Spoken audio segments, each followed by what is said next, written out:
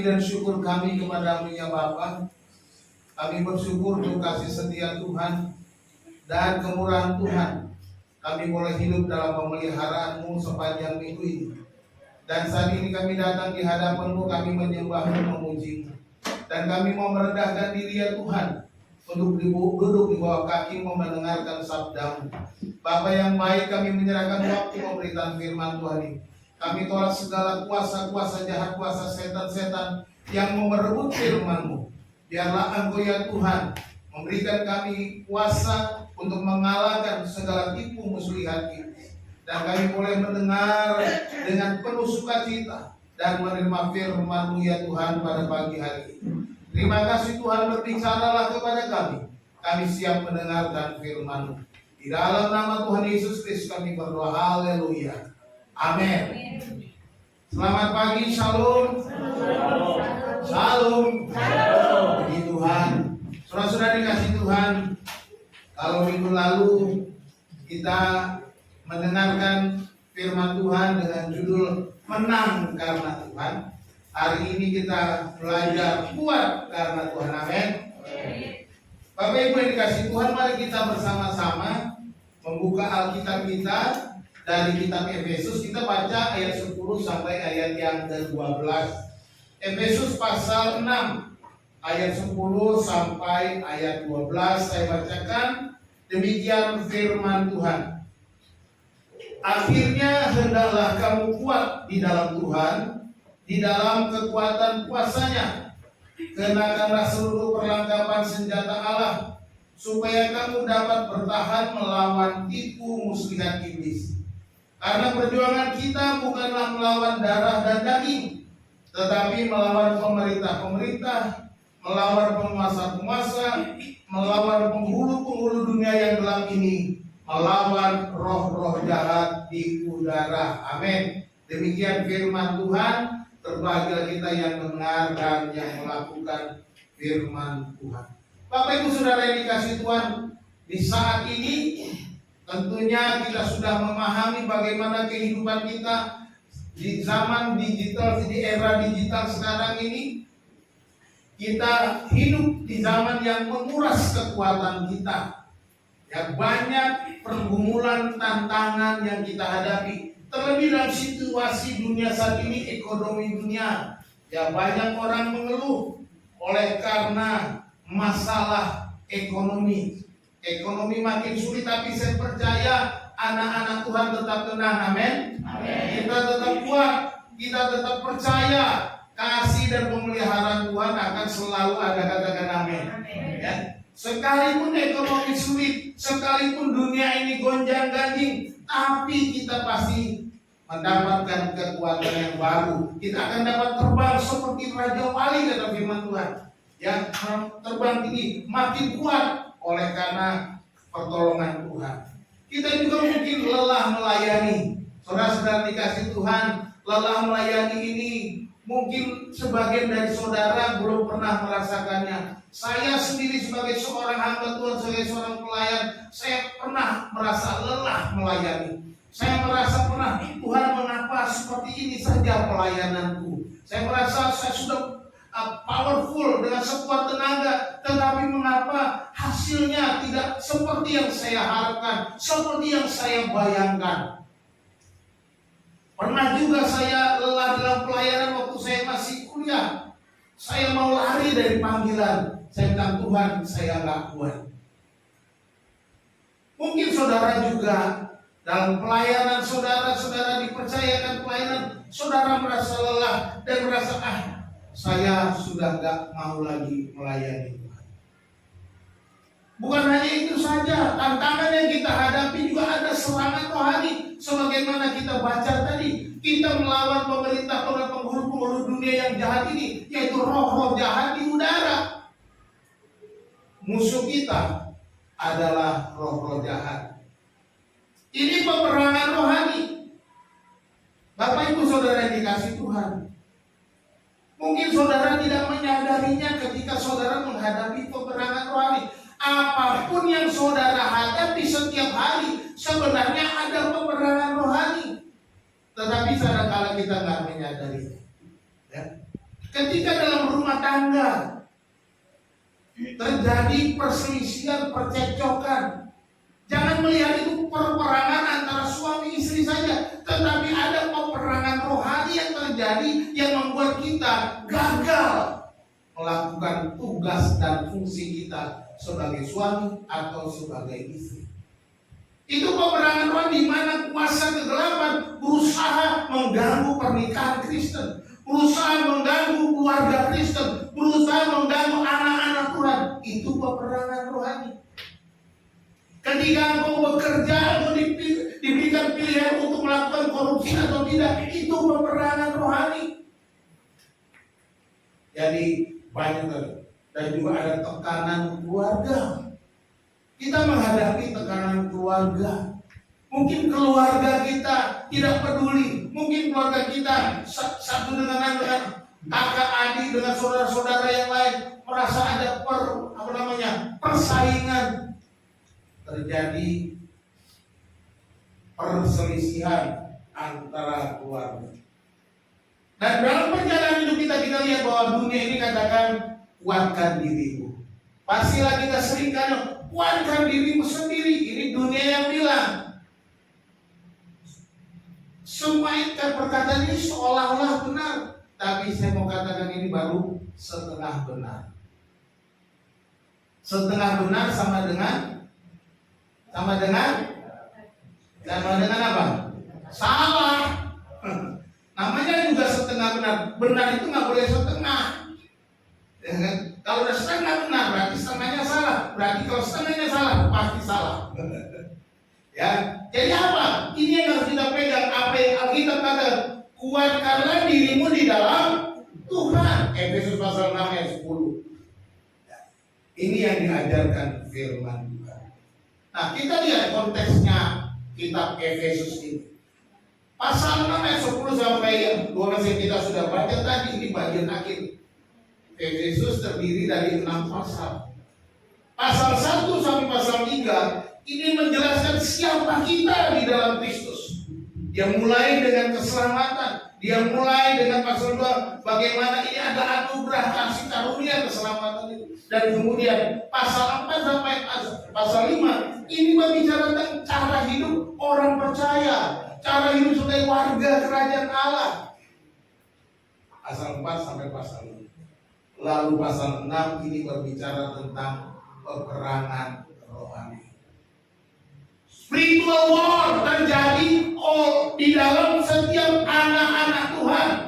Oleh sebab itu firman Tuhan mulai dengan perkataan kuatkanlah dirimu dalam Tuhan. Karena kita semua pasti menghadapi peperangan rohani.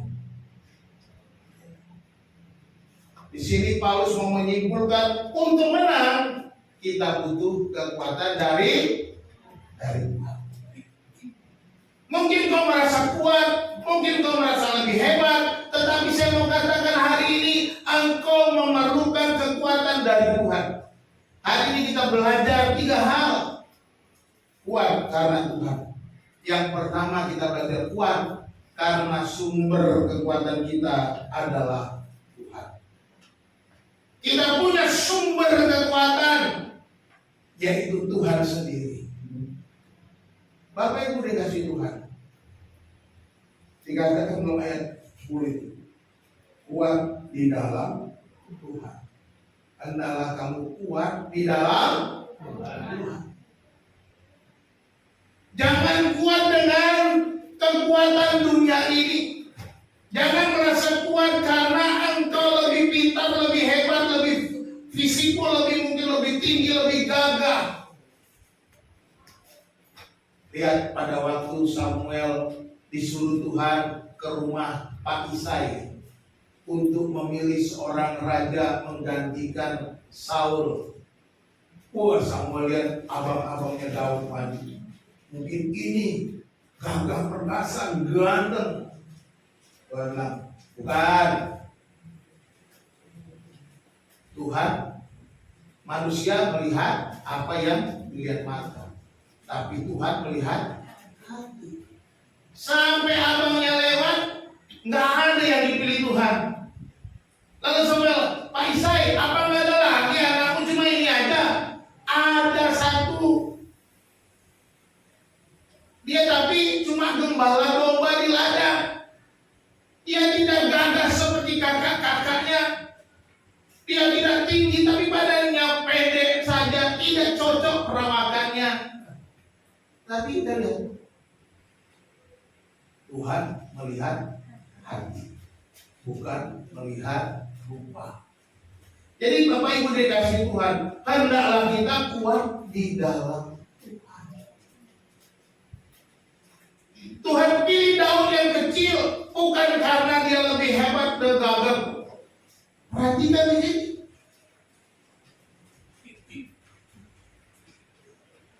Karena Tuhan mau Daud menyatakan kemuliaannya.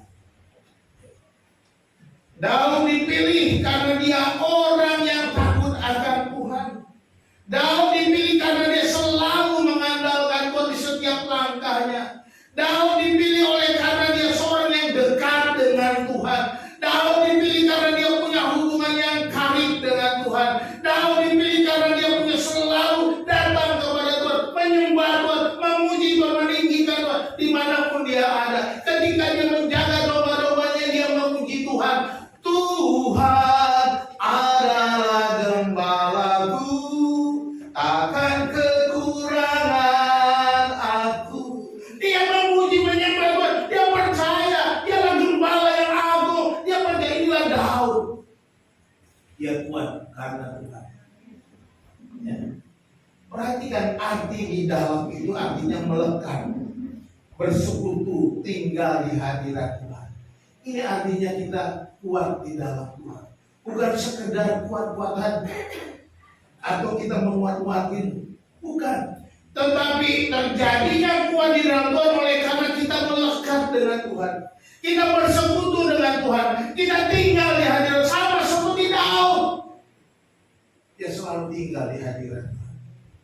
Seluruh masalahnya dia selalu datang mencari Tuhan. Inilah Daud. Daud bukan orang yang sempurna, dia pernah gagal, dia pernah jatuh, tetapi dia selalu dekat dengan Tuhan. Tak peduli masa lalu, tak peduli latar belakang, tak peduli apa yang telah kau lakukan di masa lalu, tetapi ketika engkau menyerahkan hidupmu, menyerahkan seluruhnya kepada Tuhan, datang mau melekat kepada Tuhan, minta ampun, berserah kepada Tuhan, Tuhan sanggup mengubah ibu dan memberikan kekuatan yang baru. Katakan amin.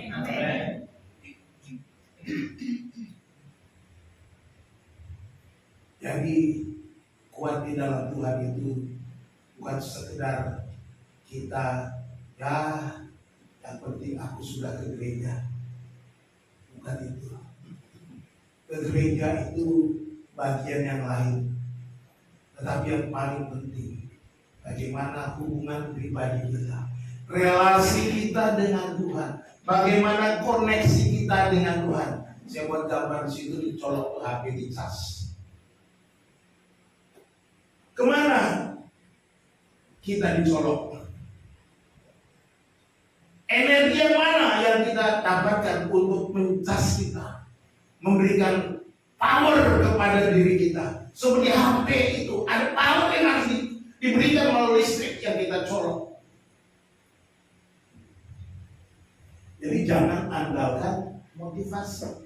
Ya boleh sih motivasi segala macam. Tapi yang paling penting, apakah engkau terhubung? Kata-kata nyanyi ibu tadi. Ku terhubung denganmu, selalu melekat di hatimu. Firman-Mu itulah dasar hidupku yang berdaulat atasku. Kita tercolok enggak dengan energi power dari Allah, power dari surga, power dari Tuhan? Apakah kita selalu terhubung? Ini yang terutama, ini yang paling penting daripada segala motivasi yang mungkin juga memberikan saudara semangat. Oke, semangat itu mungkin sementara. Ketika engkau lelah, ketika engkau mulai lemah, kau berkata, ya sudahlah. Tetapi ketika engkau terhubung dengan dengan sang sumber kekuatan itu, yaitu Allah yang di sorga itu. Kalau selalu terhubung setiap hari, setiap detik, setiap waktu, setiap saat, maka kekuatanmu tidak akan pernah hilang. Amin. Seperti pokok anggur, ya kan, ranting-ranting pokok anggur, dia kuat bisa berbuah oleh karena terhubung dengan pokoknya. Yesus berkata dalam Yohanes 15 ayat 5, akulah pokok anggur. Siapa pokok anggurnya? Pokok anggur. Kalau saudara lihat di situ, kalau mau gambaran pokoknya di batang ini maksudnya pokok. Lalu kamulah ranting-ranting. Ya, saya terpaksa dekat karena ini nggak pernah di TV kamu juga. Mana dia? Kembalikan tolong.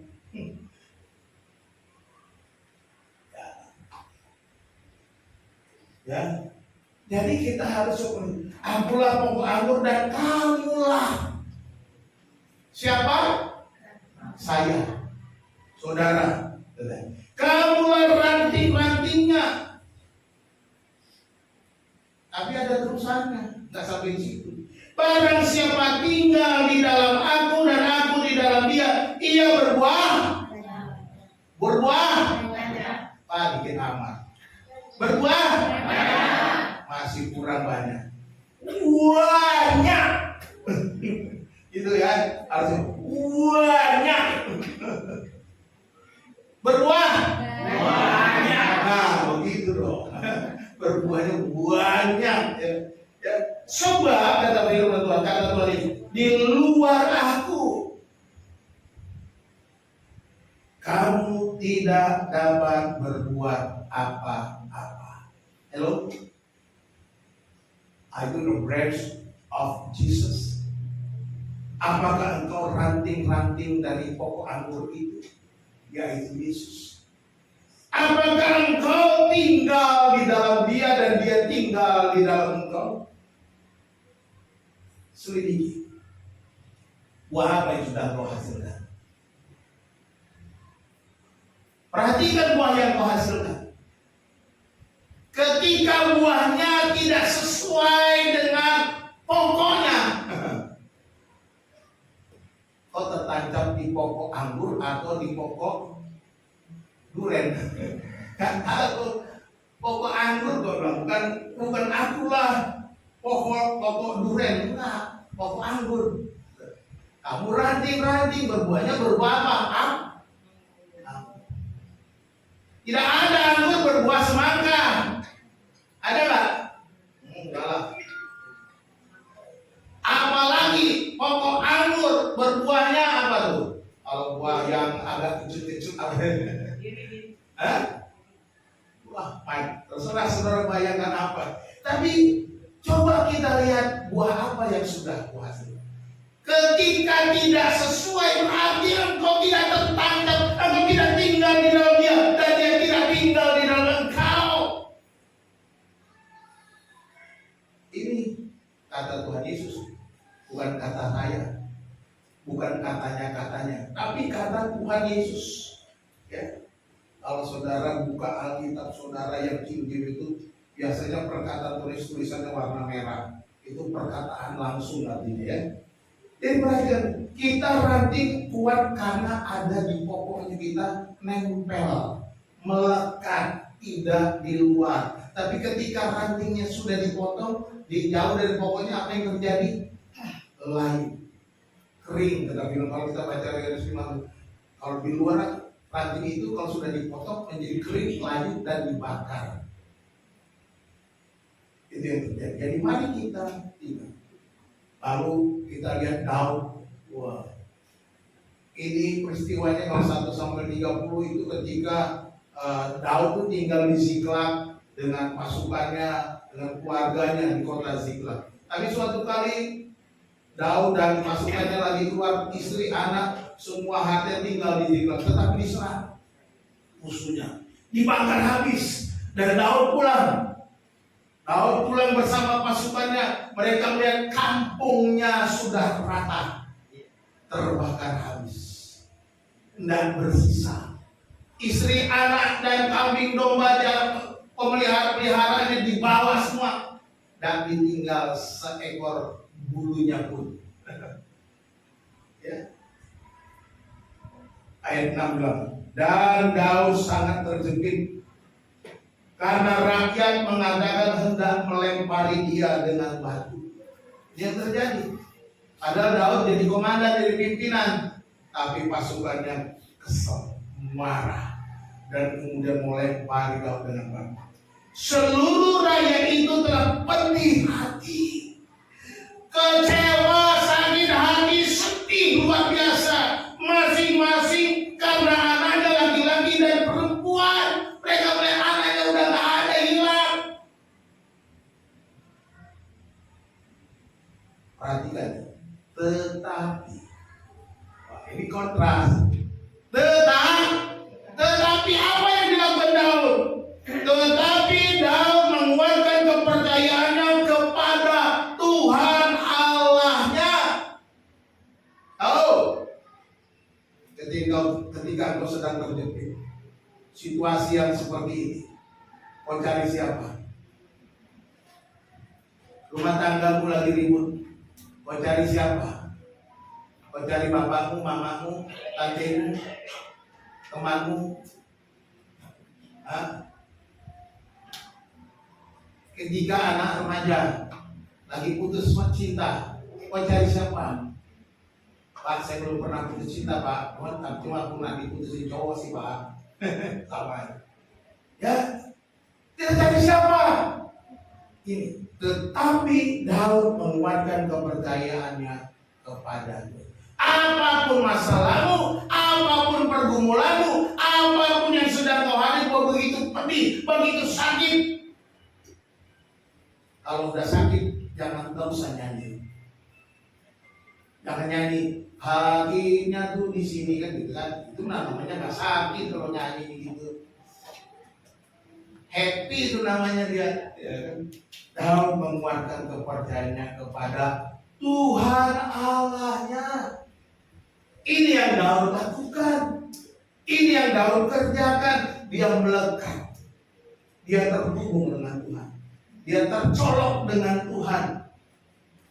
Seperti HP yang terus dicas, dikuatkan, mendapatkan power dari Tuhan. Kita kuat karena kita di dalam. Yang kedua, kita kuat karena kuasa kita adalah kuasa Tuhan. Kuasa yang kita miliki itu adalah kuasanya kuasa Tuhan. Ayat 10b dikatakan, Entokrates is quos auto. Oh, itu dia. Itu bahasa Batak. Itu bisa Batak. Bukan ya.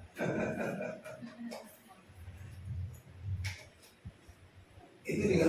Di dalam kekuatan kuasanya. Dalam teks Yunaninya saya kasih merah itu krate dan iskos itu kekuatan kuasanya. Dua kali kata ini diulang dengan kata yang berbeda. Ada kekuatan, ada kuasa. Ya. Jadi ada dua kata Yunani di sini, krate dan iskos. Krate itu dari kata akar katanya kratos, kekuatan yang dahsyat. The power of God. Lalu kata iskos itu dari kata iskus. Ini kuasa yang bekerja, kuasa yang hidup, kuasa yang bekerja di dalam kita. Makanya di dalam kekuatan kuasanya, di kekuatan itu kuasanya itu bekerja. Kuasanya itu bukan hanya kita sudah punya, tetapi ini bekerja di dalam kita. Dia menguatkan kita, memberikan kita power, memberikan kita kemampuan. Pengulangan kata ini menunjukkan bahwa ini suatu hal yang harus kita ingat, suatu yang penting bagi kita, bahwa engkau bukan dirimu saja. Ada kekuatan kuasa Tuhan. Ya. Hendaklah engkau kuat di dalam Tuhan, katanya. di dalam kekuatan kuasanya.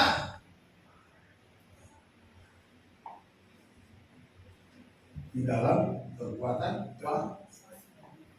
Ini kalau kita lihat dalam Efesus pasal 1 ayat 19-20, ini ada kuasa yang membangkitkan Yesus dari kematian. Tolong dibaca Efesus 1 ayat 19 dan 20. Silakan kalau sudah ketemu. Ayo, halo, masih ada orang? Langsung yang keluar ketemu, silakan langsung baca. Betapa hebat kuasanya bagi kita yang percaya, sesuai dengan kekuatan kuasanya yang dikerjakannya di dalam Kristus. Amin. Dengan membangkitkan Dia dari antara orang mati dan mendudukkan Dia di sebelah kanannya di surga. Ya. Kekuatan ini adalah kekuatan kuasa yang membangkitkan Yesus dari kematian. Ini adalah kuasa yang tidak bisa dikalahkan, bahkan maupun kalah, ya. Dikatakan, dan betapa hebat kuasanya bagi kita yang percaya. Betapa hebat, betapa kuat, ya. Dahsyatnya Allah kita, ya. Betapa hebat kuasanya bagi kita yang percaya, sesuai dengan kekuatan kuasanya yang besar. Diulangi, kekuatan kuasanya yang besar.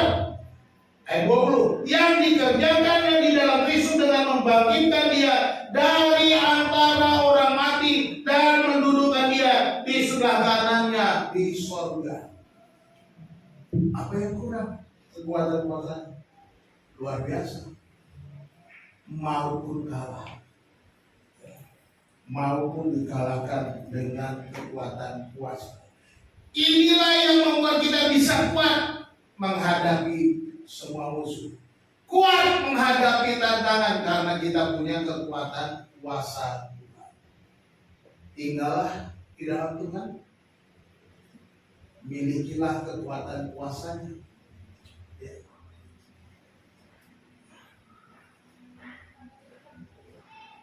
Contoh di Alkitab, Gideon dengan 300 orang, dia mengalahkan 135 orang. Dia menang karena Tuhan.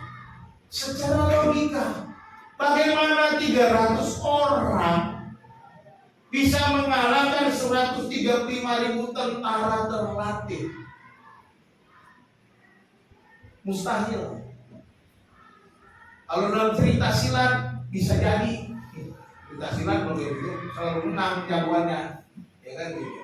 Walaupun dia sendiri lawan 100 orang, sendiri menang, habis musuh-musuhnya. Itu cerita silat. Tapi ini fakta. Ini bukan cerita. Ini bukan dongeng. Ini bukan karangan. Gideon hidup di dalam dunia ini benar-benar manusia beneran, bukan karangan isapan jempol. Dia membawa tentaranya. Tuhan bilang, Gideon, kebanyakan tentara lo, suruh minum di mana? Tuhan mau kurangi seleksi. Akhirnya ada 300 orang. Ya udah, dengan 300 orang berangkat. Secara logika, secara akal sehat, kalau saya jadi Gideon, Tuhan, gimana sih? Ini aja udah kita sedikit banget, 600 orang, bagaimana melawan mereka? Sekarang jadi 300, nggak mungkin lah Tuhan. Itu kalau saya, mungkin saya nego lagi dengan Tuhan. Mungkin saya juga pikir, waduh, gak berani deh 300 orang lawan 135.000. Tetapi ini yang terjadi, Gideon berangkat berperang bertempur mengalahkan 135.000 orang musuh-musuhnya, tentara yang terang. Itu kenapa? Karena Tuhan, karena kuat di dalam Tuhan, karena kekuatan kuasanya Tuhan, dia menang. Bukan karena kekuatan kita. Jadi berbuktilah berkata, aku tak sanggup, aku nggak mampu. Tapi mulailah bilang, roh yang di dalamku lebih besar daripada roh yang ada di dalam dunia ini. 1 Yohanes 4 ayat 4, kalau satu orang baca. 1 Yohanes pasal 4 ayat 4. Come on.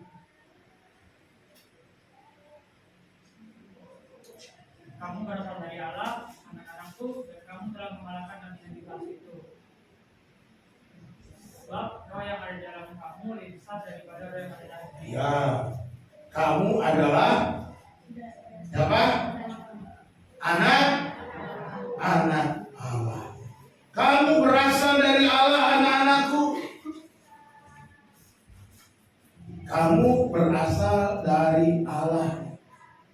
Dan kamu telah mengalahkan nabi-nabi palsu itu, sebab dia yang ada di dalam kamu lebih besar daripada dia yang ada di dalam dunia ini. Sama nggak ya? Saya bacanya TB2 yang sudah dibagikan. Jadi mulai berkata, roh yang ada di dalamku lebih besar dari semua roh-roh yang ada di dalam dunia ini. Mari kita melawan penguasa-penguasa yang gelap ini. Jadilah pemenang. Ya. Minggu lalu saya sudah katakan kita lebih dari pemenang. Kita menang karena Tuhan. Hari ini kita kuat karena Tuhan. Ya. Tuhan yang menguatkan kita.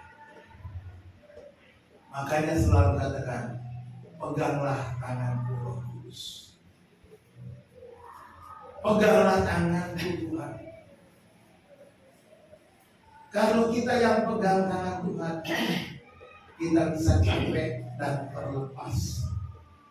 Tetapi kalau Tuhan yang pegang tanganmu, dia tidak pernah lelah, dia akan pegang dengan erat dan tidak akan pernah melepaskanmu. Karena dia pegang engkau karena janjinya, karena kesetiaannya. Ini gambaran tangan. Jadi mari kita hidup benar-benar tinggal di dalam, melekat, karena kita punya kekuatan di dalam Tuhan. Dan kekuatan itu ada kekuatan kuasa Allah di dalam diri kita, yaitu Roh Kudus, power. Sedangkan kamu akan menerima kuasa kalau Roh Kudus turun ke atas kamu. Ketika kita percaya, menerima Yesus Kristus sebagai Tuhan dan Juru Selamat pribadi kita, maka Roh Kudus itu tinggal di dalam kita.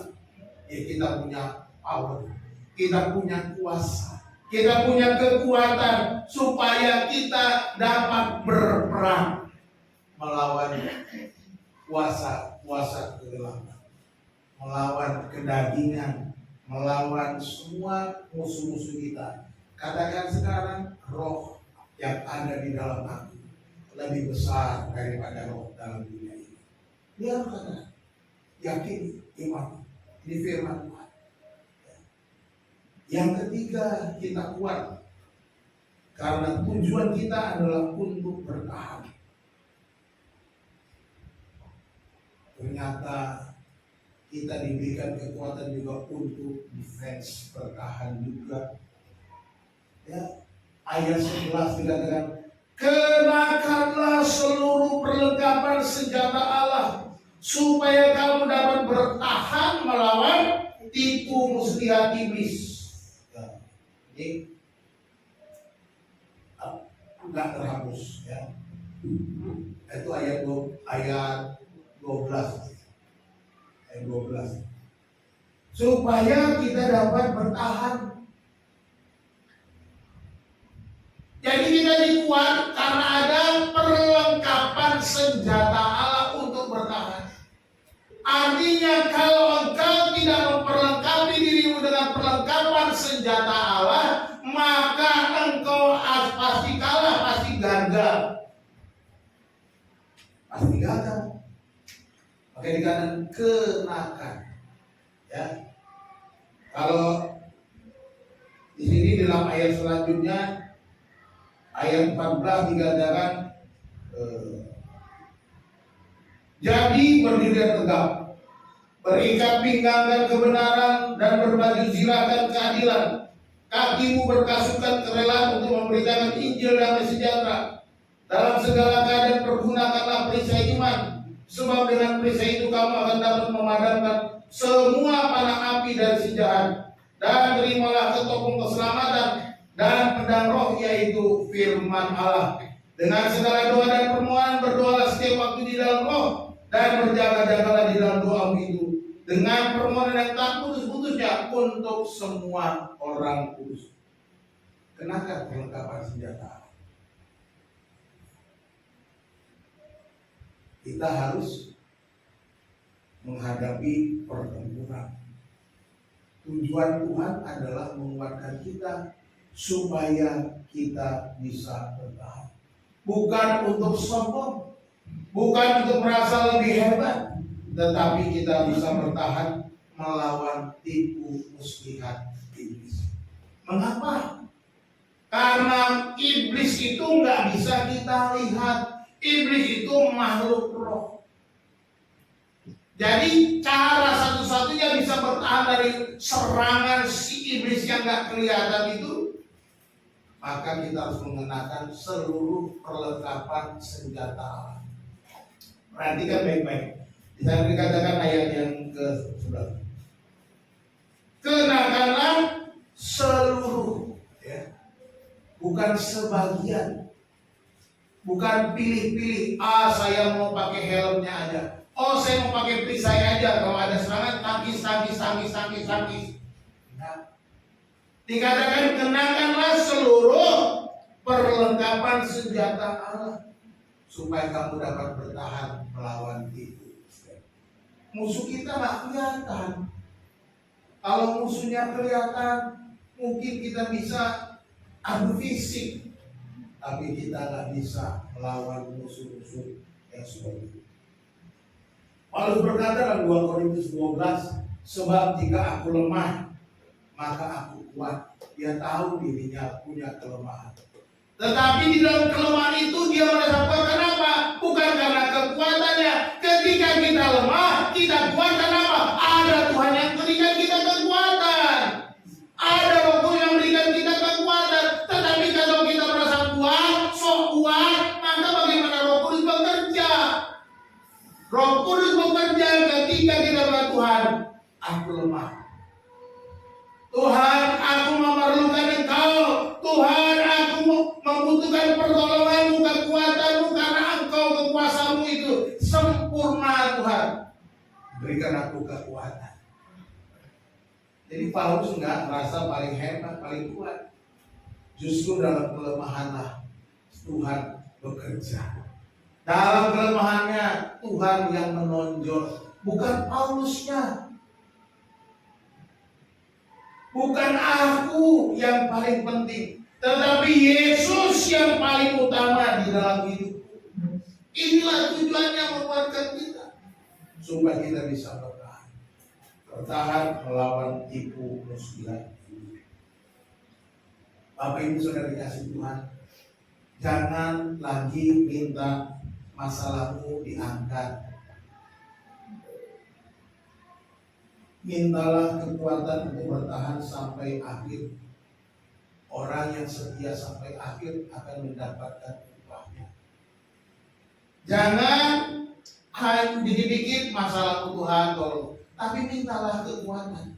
Tuhan, berikan aku kekuatan, berikan aku kemampuan melewati masalahku, berjalan menghadapi musuh-musuhku, berperang, bertempur, mengatasi semua masalah. Kekuatan yang perlu kita miliki. Itu sebabnya dikatakan kenali musuhmu, karena ini dengan demikian kita bisa bertahan. Karena perjuangan kita bukan lawan darah dan daging. Artinya bukan lawan fisik. Darah dan daging itu kan manusia, ya, fisik. Bukan itu katanya. Tetapi melawan pemerintah-pemerintah, melawan penguasa-penguasa, melawan penghulu-hulu dunia yang gelap ini, melawan roh-roh jahat di udara. Jangan salah, bukan pemerintah di sini kita suruh melawan Prabowo, bukan. Ya, kita di sini melawan pemerintah. Oh, kita musuh kita Prabowo, bukan. Musuh kita Trump, bukan. Itu pemerintah di dunia. Karena memang bukan yang kelihatan, bukan darah dan daging. Berarti bukan Trump, bukan Prabowo, bukan juga Khamenei, bukan. Bukan itu musuh kita. Pemerintah di sini ada pemerintah kalau digunakan ini satu menggambarkan satu bahwa roh jahat penghulu dunia itu ada sistem pemerintahannya, ada penguasa-penguasanya. Makanya ada penguasa Laut Kidul katanya, kan?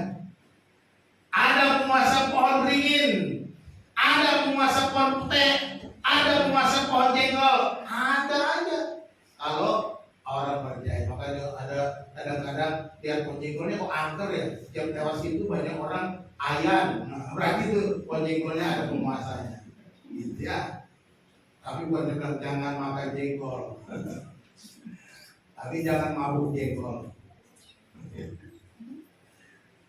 Ini saya mengatakan bahwa kuasa kegelapan itu ada sistem pemerintahan juga. Dia meniru sistem kerajaan Allah. Namanya juga iblis, penipu, peniru. Dia selalu menipu dan berusaha menyontek cara Tuhan kerja, biar seolah-olah dia selevel dengan Tuhan. Nah itu dia. Supaya orang bilang, wah, bahwa dunia ini ada kekuatan baik dan jahat selevel. Ya kan gitu. Ada Tuhan, ada iblis selevel. Mereka ini lagi tempur, lagi perang. Bukan. Iblis itu nggak ada apa-apanya, dia diciptakan oleh Allah. Dia ada malaikat yang jatuh yang membangkang dari Tuhan. Dia diciptakan malaikat diciptakan. Jadi levelnya nggak sama dengan Allah. Tapi ini yang selalu dikerjakan oleh iblis supaya orang percaya. Aku juga punya kuasa, aku punya power, aku bisa bikin macam-macam. Makanya terjadi tulah itu kan. Tulah di Mesir, air jadi darah. Gampang, aku juga bisa. Tongkat jadi ular, gampang, aku juga bisa. Itu yang dilakukan. Datangkan apa aja bisa. Iblis suka nyontek. Makanya hati-hati. Ini kita harus berhati-hati. Iblis nyontek di mana lagi? Di gereja. Gereja modern masa ini hati-hati, Bapak Ibu Saudara dikasih Tuhan. Iblis nyontek jadi pendeta bisa. Hati-hati. Pendeta mulai melenceng, mengajarkan firman Tuhan mulai miring-miring. Ada pendeta yang mengajarkan yang kita sudah percaya Allah Tritunggal, tapi dia bilang Allah Dwi Tunggal katanya. Ada macam-macam. Mulai melenceng-melenceng. Siapa yang mengerjakan? Bukan si pendeta tapi iblis yang menyamar. Jadi malaikat perang. Kenali musuh, nggak kelihatan.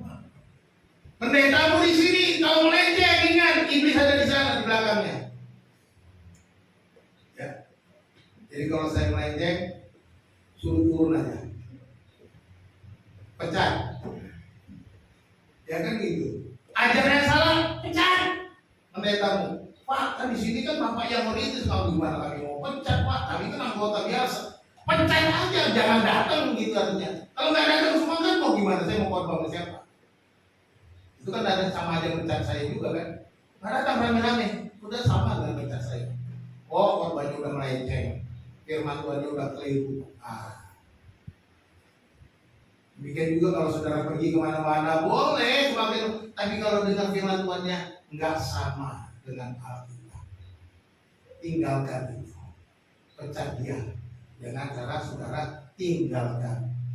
Jangan betah di situ. Wah enak Pak di sana Pak. Kalau nyanyi kita jingkrak full band kan. Kita hari ini belajar mungkin pakai full band baru kali ini. Ya. Enak Pak. Belum lagi Pak AC-nya mantep Pak. Di sini Pak, udah pakai AC masih pakai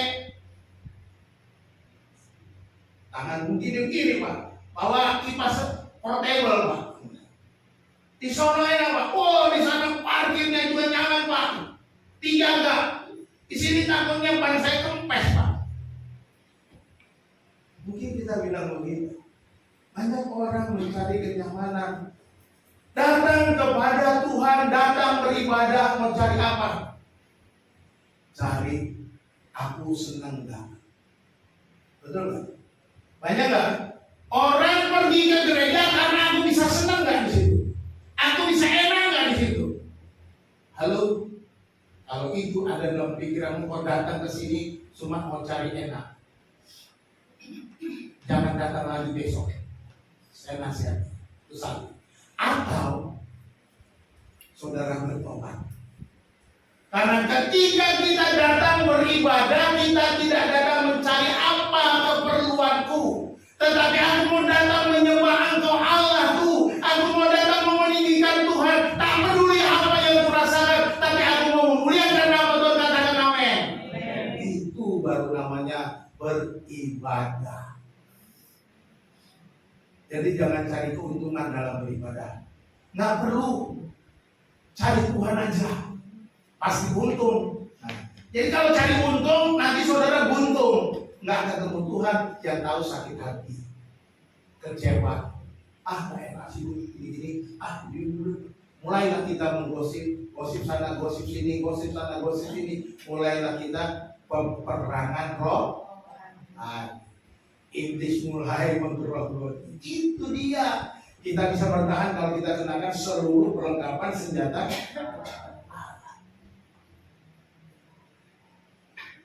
Semoga yang hadir hari ini tetap tekun, nggak ada yang pergi. Kecuali yang mau pulang ke Lampung yang mau boleh buat. Memang mereka kuliahnya di Lampung ya. Tapi saya mau supaya kita bertahan. Kalau kita salah, bertobat. Pendeta salah, bertobat pendeta juga. Ya, pendeta itu nggak pernah 100% benar. Jadi kalau pendetanya salah, saudara tegur saya, Pak, Bapak salah. Kita bertobat sama-sama. Amin.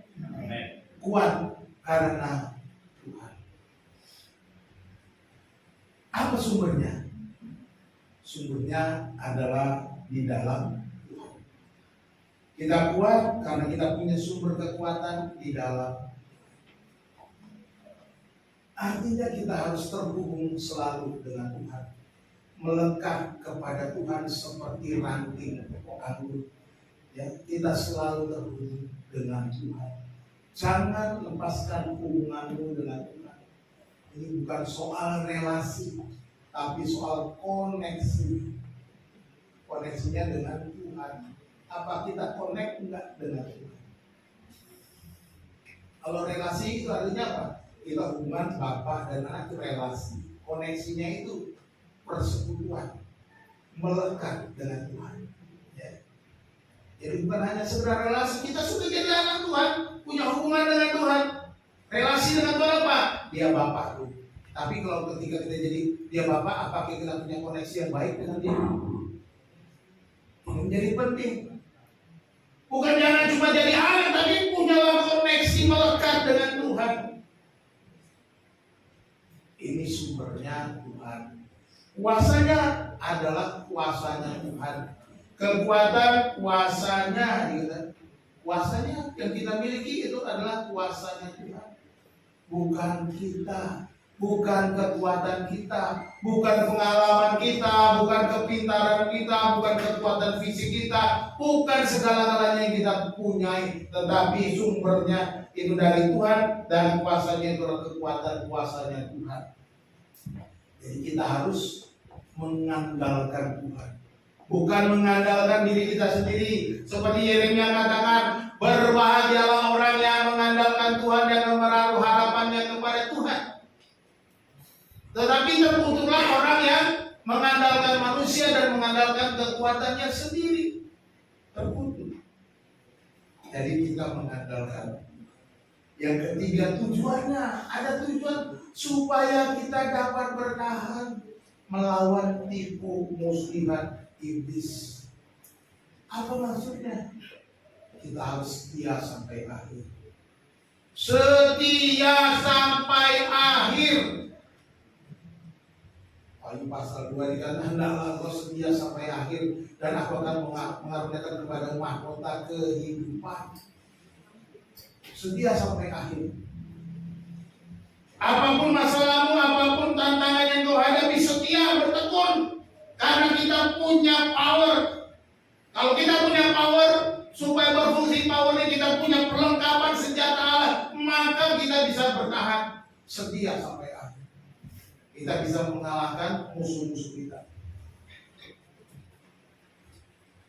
Sebagai penutup, kita ingat, kekristenan bukan tentang seberapa kuat kamu. Mungkin kita lemah, mungkin dia biasa-biasa saja.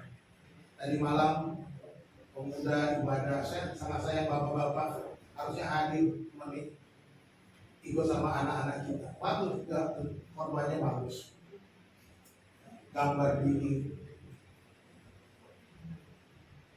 Tuhan saya sudah hadir, kalau datang ya, ada beliau. Jadi bukan soal seberapa kuat, nggak masalah dirimu seperti apa. Jangan pikirkan kata orang, tapi pikirkan apa kata Tuhan. Kekristenan bukan tentang seberapa kuat kamu, bukan itu, tetapi tentang seberapa kuat Tuhanmu. Itu jadi penting. Seberapa kuat Tuhanmu? Saya percaya Tuhanku itu lebih kuat dari segala-galanya. Tidak ada yang dapat mengalahkan dia. Tidak ada yang dapat membuat dia gagal dalam rencananya. Makanya ya, Ayub aja dalam keadaan menderita, sengsara, habis segala-galanya, dia berkata, tidak ada rencanamu yang gagal. Halo? Apapun yang kau hadapi, ada rencana Tuhan, dan rencana Tuhan yang sedang dijalankan yang dalam hidupmu pribadi tidak akan pernah gagal. Yakini, kalau engkau percaya itu kau kembali. Engkau percaya di depan akan apa yang Tuhan sudah lakukan. Miliki itu, imani itu. Tuhan itu kuat, mampu mengatasi masalah. Hari ini datanglah kepadanya, colokkan hidupmu kepada Tuhan, seperti istilah candran aja. Kita terhubung dengan Tuhan. Colok dirimu dengan Tuhan itu loh. Jangan sembarangan. Jangan colokkan dirimu dengan dunia ini. Dunia ini akan menyesatkan kita. Jangan colokkan dirimu dengan semua janji-janji palsu dunia ini. Janji-janji palsu dari yang saudara suka minum-minum apa tuh? Yang mabok-mabok itu. Jangan dicolok ke sana. Dicolok ke sana tuh gagal terus. Bagaimana bisa menang? Itu peperangan rohani. Percayalah, peperangan rohani kau sedang berperang. Minum enggak. Itu peperangan rohani.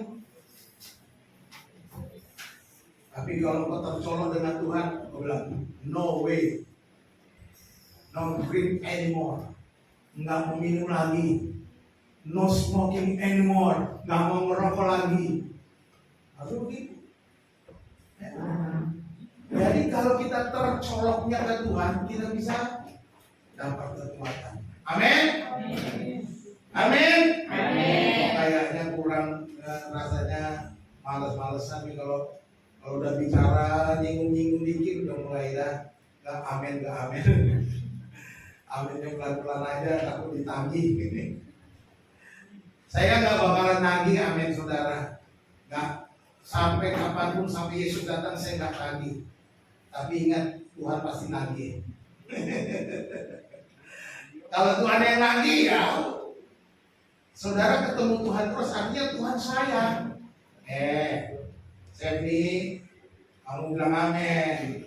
Dengan gitu kan, Tuhan lagi, jangan ayo mau kapan, jangan cuma amin doang katanya. Tapi kamu begini-begini, disuruh Henry, kalau perlu bantu mama ini jaga adik. Aduh mah, repot nih, tugas banyak.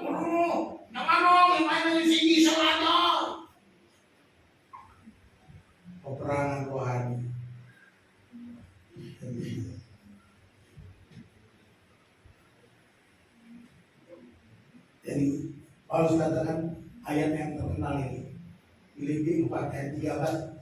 Ayo kita ucapkan bersama-sama.